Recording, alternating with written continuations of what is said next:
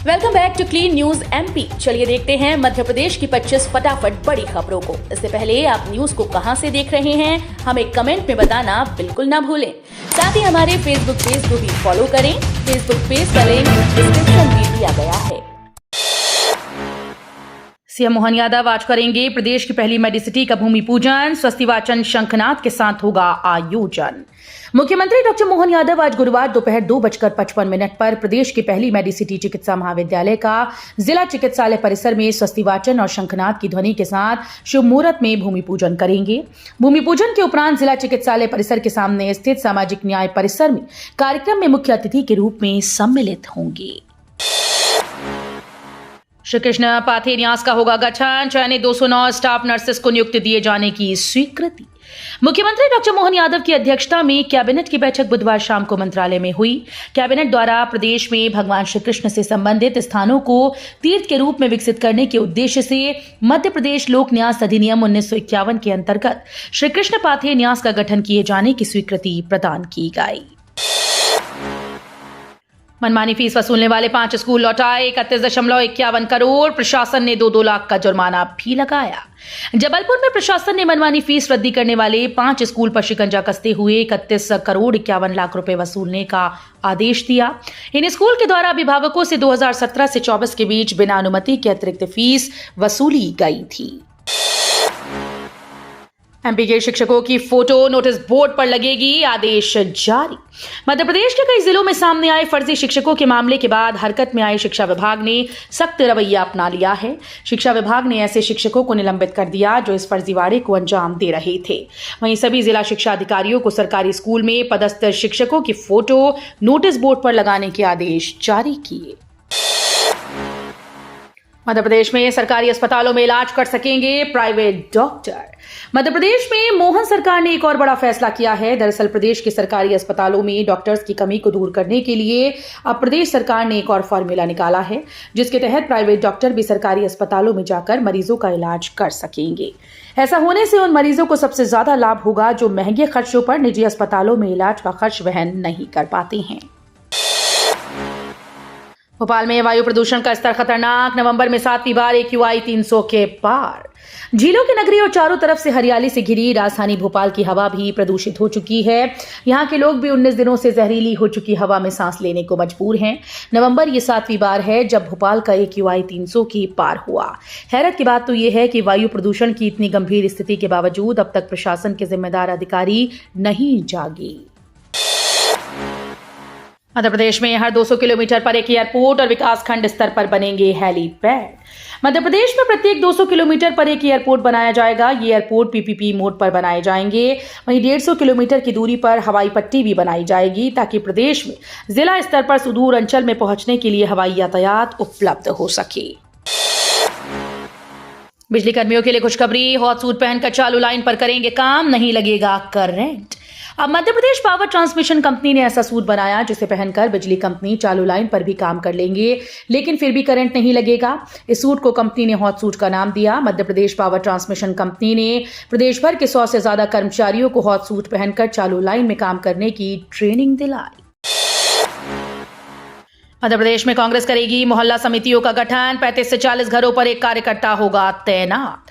मध्य प्रदेश में कांग्रेस पार्टी संगठन को विस्तार और मजबूती देने के लिए अब मोहल्ला समितियां बनाएगी। 35 से 40 घरों पर एक कार्यकर्ता तैनात किया जाएगा।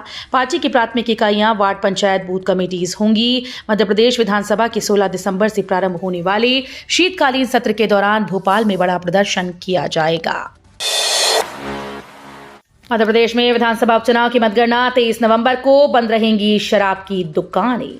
कलेक्टर किशोर कुमार कन्याल ने 23 नवंबर को विजयपुर विधानसभा क्षेत्र के लिए होने वाली मतगणना को देखते हुए मतगणना क्षेत्र नगरपालिका श्योपुर की परिसीमा में 23 नवंबर संपूर्ण दिवस के लिए मदिरा की बिक्री पर प्रतिबंध लगाते हुए शुष्क दिवस घोषित किया। आदेश के अनुसार शुष्क दिवस में श्योपुर जिले के मतगणना क्षेत्र नगरपालिका श्योपुर की परिसीमा में स्थित एवं संचालित समस्त मदिरा दुकानों, बार से मदिरा का क्रय विक्रय, आयात निर्यात और परिवहन पूर्णतः प्रतिबंधित रहेगा। स्वास्थ्य समस्या और अलग अलग पदस्थ पति पत्नी को ट्रांसफर में मिलेगी प्राथमिकता। मध्य प्रदेश के उप मुख्यमंत्री राजेंद्र शुक्ल ने कहा कि शासकीय सेवकों की स्थानांतरण प्रक्रिया को अधिक पारदर्शी और सुविधाजनक बनाया जाए। अधिकारी कर्मचारियों के स्थानांतरण आवेदन में मानवीय दृष्टिकोण को प्राथमिकता दी जाए। ठेका निजी एजेंसी के हाथों में, सड़क के किनारे खड़े वाहनों का घंटे के हिसाब से लगेगा पार्किंग शुल्क। नगर निगम अब अपनी सड़क के किनारे खड़े वाहनों से किराया वसूल करेगा। किराया भी घंटे के हिसाब से तय होगा। पहले 4 पहिया वाहनों के लिए व्यवस्था होगी। निगम मुख्यालय के आसपास के मुख्य मार्ग को पार्किंग के रूप में चिन्हित किया जाएगा। फिलहाल निगम ने 4 स्थानों को चिन्हित किया है ताकि वाहन की पार्किंग करवाई जाए। मोहन सरकार ने बजट 2025 पर मांगे सुझाव। एमपी की मोहन यादव की सरकार ने बजट को लेकर नागरिकों से सुझाव मांगे हैं। सरकार ने पूछा है कि किस जिले में, किस तहसील में किस तरह के उद्योग या लघु उद्योग लगाए जा सकते हैं जिससे रोजगार बढ़ सके। साथ ही नागरिकों से पुराने शहरों की सड़कों की मरम्मत, गलियारों की चौड़ीकरण, कस्बों की अंतर्विकास और अतिक्रमण व झुग्गी मुक्त बनाने को लेकर सुझाव देने के लिए कहा। जैविक खेती पर ध्यान दे किसान, विदेशी साजिशों की वजह नहीं आ पा रही डीएपी। केंद्रीय कृषि और किसान कल्याण राज्य मंत्री भागीरथ चौधरी बुधवार को गुना पहुंचे और कलेक्ट्रेट में नीति आयोग की योजनाओं के क्रियान्वयन व आकांक्षी जिले के विकास की संभावनाओं पर चर्चा की। कृषि राज्य मंत्री ने पत्रकारों से मुखातिब होते हुए डीएपी संकट पर खुलकर बात की और डीएपी संकट के लिए रूस यूक्रेन युद्ध को जिम्मेदार ठहराया। साथ ही किसानों से अपील की कि वे उर्वरक के भरोसे फसल की पैदावार बढ़ाने की बजाय जैविक खेती पर ध्यान दें। सीएम डॉक्टर यादव बोले, औद्योगिक समृद्धि के आधार पर देश का नंबर 1 राज्य बनेगा। दिल्ली के प्रगति मैदान स्थित भारत मंडपम में आयोजित 43वें भारतीय अंतर्राष्ट्रीय व्यापार मेले में मुख्यमंत्री ने मध्य प्रदेश मंडप का उद्घाटन किया। मुख्यमंत्री डॉक्टर मोहन यादव ने कहा कि मध्य प्रदेश प्राकृतिक संसाधनों, कला और संस्कृति में समृद्ध है। प्रदेश में 2 ज्योतिर्लिंग, पावन नर्मदा शिप्रा नदियां, टाइगर स्टेट, तेंदुआ स्टेट और चीता स्टेट का दर्जा और देश का एकमात्र हीरा उत्पादक राज्य होने का गौरव प्राप्त है। 28 साल बाद छिंदवाड़ा में मनाया कमलनाथ का बर्थडे, कांग्रेस ने दिया बड़ा संकेत। कांग्रेस के वरिष्ठ नेता और पूर्व मुख्यमंत्री कमलनाथ ने 28 साल बाद छिंदवाड़ा में अपना जन्मदिन मनाया। यह अवसर कांग्रेस के लिए राजनीतिक शक्ति प्रदर्शन का मंच बन गया। नाथ ने आखिरी बार 50 वर्ष की उम्र में छिंदवाड़ा में जन्मदिन मनाया था। इस बार 78वें जन्मदिन पर कार्यक्रम में कांग्रेस नेताओं और कार्यकर्ताओं की भीड़ ने पार्टी की एकजुटता और कमलनाथ की लोकप्रियता का संदेश दिया। कुनो में चीतों को जंगल में छोड़ने की एसओपी तैयार। चीतों को खुले जंगल में छोड़ने के लिए स्टैंडर्ड ऑपरेशन प्रोसीजर तैयार हो चुका है। इस एसओपी को अंतिम रूप देने के लिए मध्य प्रदेश, राजस्थान, उत्तर प्रदेश वन विभाग के अधिकारी नवंबर के अंतिम सप्ताह में रणथंभौर में जुटने वाले हैं। यहां चीतों की एक दूसरे राज्य की सीमा में आने को लेकर सुरक्षा, भोजन व निगरानी क्या कैसे की जाएगी, ये सब शामिल अंतिम स्वरूप दिया जाएगा। एमपी की पर्वतारोही मुस्कान को मिलेगी 4 लाख की प्रोत्साहन राशि। सीएम मोहन ने पर्वतारोही मुस्कान रघुवंशी को प्रोत्साहन राशि देने का ऐलान किया है। अशोकनगर के मुस्कान रघुवंशी को सरकार 4 लाख की प्रोत्साहन राशि देगी। 15 अगस्त को मुस्कान ने ऑस्ट्रेलिया के माउंट केजियस्को पर पर्वतारोहण कर भारत का झंडा लहराया था। इस पर्वत पर चढ़ने वाली वो एमपी की सबसे कम उम्र की लड़की है। अगले 48 घंटों में मध्य प्रदेश में बदल जाएगा मौसम, बादल के साथ कई जिलों में कोहरा धुंध। राजस्थान पर बने चक्रवात के कारण सर्द हवाओं के चलने का सिलसिला बना हुआ है। इस वजह से मध्य प्रदेश में न्यूनतम तापमान में गिरावट हो रही है। हवाओं के साथ कुछ नमी आने के कारण कोहरा धुंध छाए रहेगा। मौसम का इस तरह का मिजाज अभी 2 दिन तक बना रह सकता है। ट्रेनों में जोड़े जाएंगे 1000 से ज्यादा जनरल डिब्बे। रेल यात्रियों को बड़ी राहत मिलने जा रही है। इसके तहत सैकड़ों ट्रेन में 1000 से ज्यादा जनरल डिब्बे जोड़े जाएंगे। रेलवे बोर्ड का कहना है कि जनरल क्लास के यात्री रेलवे की प्राथमिकता हैं। ऐसे में 1000 से ज्यादा नए डिब्बे जोड़े जाएंगे, जिससे 1 लाख यात्रियों को फायदा होगा। ऑस्कर 2025 में जलवा दिखाएगी लापता लेडीज, जापान में उड़ाया गर्दा। इसी साल 1 मार्च को रिलीज हुई किरण राव की फिल्म लापता लेडीज ऑस्कर 2025 में जलवा दिखाएगी। ये film world wide box office पर अपने बजट से 6 गुना अधिक कमाई कर चुकी है। 4 अक्टूबर को ये फिल्म जापान में रिलीज हुई थी। जापानी बॉक्स ऑफिस पर लापता लेडीज 50 एम से अधिक की कमाई कर चुकी है। महिला एशियन हॉकी चैंपियनशिप में भारत ने चीन को हराया। बिहार के राजगीर में खेले गए महिला एशियन हॉकी चैंपियनशिप ट्रॉफी पर भारत ने कब्जा कर लिया।